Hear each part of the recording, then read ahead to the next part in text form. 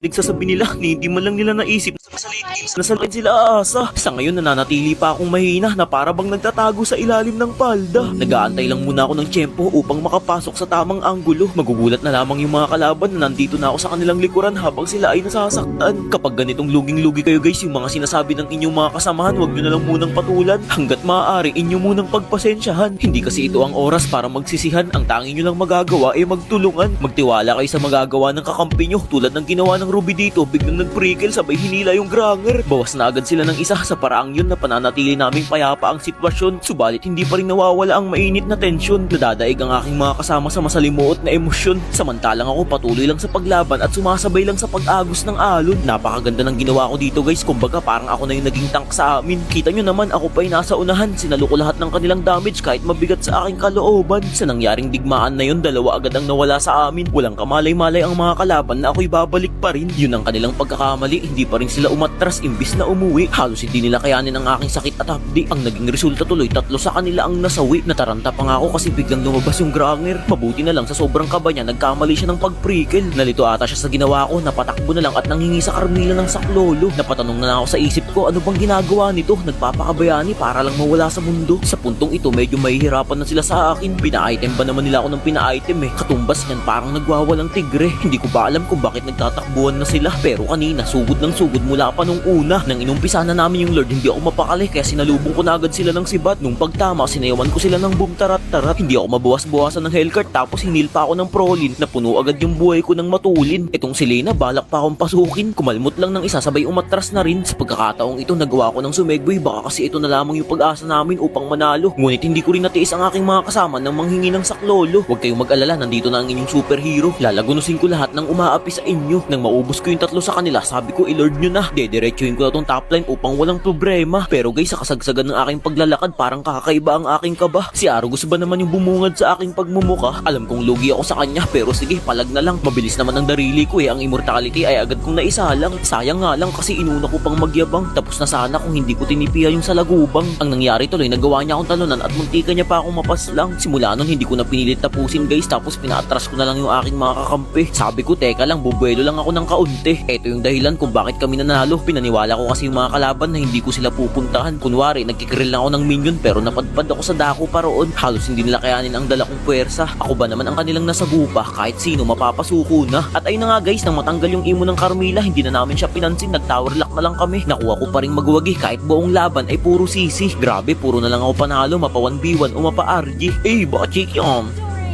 Dito guys, nawawalan na ng pag